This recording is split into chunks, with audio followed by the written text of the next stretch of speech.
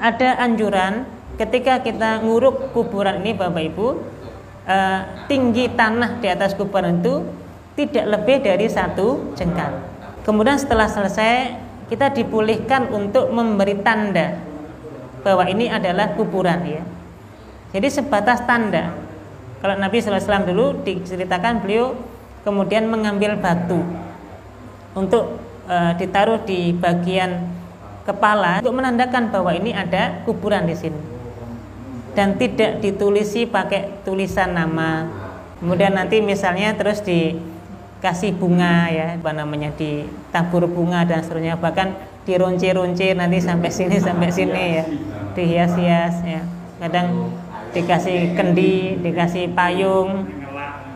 Terus nah, ternyata ini tidak ada ya. Dibeli ayam juga gitu. Bapak Ibu yang dirahmati Allah, itu kurang lebih ya proses untuk menguburkan jenazah.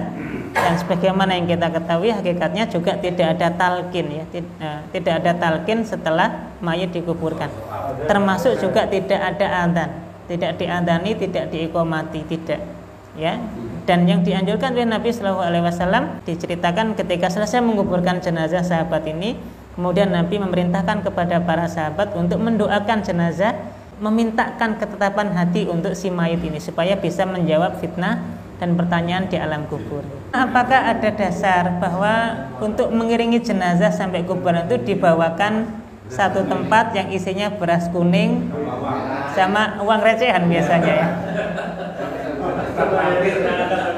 Apakah ada dasarnya? Yang jelas kalau kita lihat di dalam hadis-hadis tentang penyelenggaraan jenazah tadi, pada dasarnya tidak ada anjuran ya.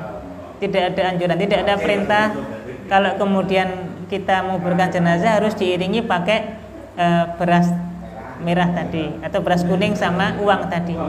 Terus biasanya sambil dispuyurkan gitu ya. Ini pada dasarnya tidak ada perintahnya.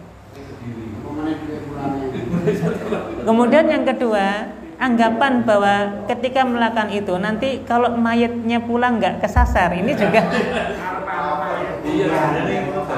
juga tidak ada ketentuan seperti itu. Karena pada dasarnya kalau orang sudah meninggal, ya sudah lepas alamnya dengan alam kita di dunia ini kan. Sudah alam gaib, sudah ada alam roh sendiri. Nggak mungkin kemudian nanti bisa pulang. Ya.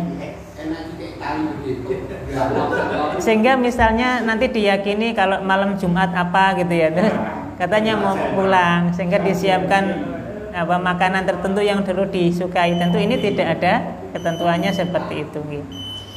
Kemudian yang kedua, jemaah yang dirahmati Allah, ini insya Allah nanti detail kita akan bahas ketika kita ziarah kubur ya. Bab tentang ziarah kubur itu ada di antara anjuran atau ketika kita masuk kuburan itu ada anjuran untuk melepas sandal, melepas sepatu. Jadi kita masuk kuburan itu dalam kondisi nggak pakai alas kaki. Nanti ada dasarnya, ada sebuah riwayat hadis yang menceritakan pada saat Nabi masuk ke kuburan, tiba-tiba Nabi melihat ada seorang sahabat yang juga masuk ke kuburan dalam kondisi pakai 2 sandalnya. Kemudian Nabi di posisi kejauhan itu Nabi melihat dan sahabat tadi pakai sandal. Nabi berkata, "Wahai orang yang pakai sandal, lepaskanlah sandalmu."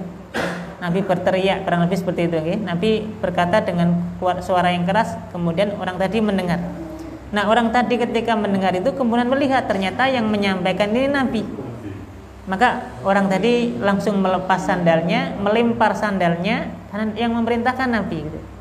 Maka ini menjadi bukti, menjadi dalil bahwa kalau kita masuk kuburan, entah itu nanti untuk menguburkan jenazah atau untuk ziarah kubur ya, maka ada anjuran untuk melepas sandal, melepas sepatu gitu ya.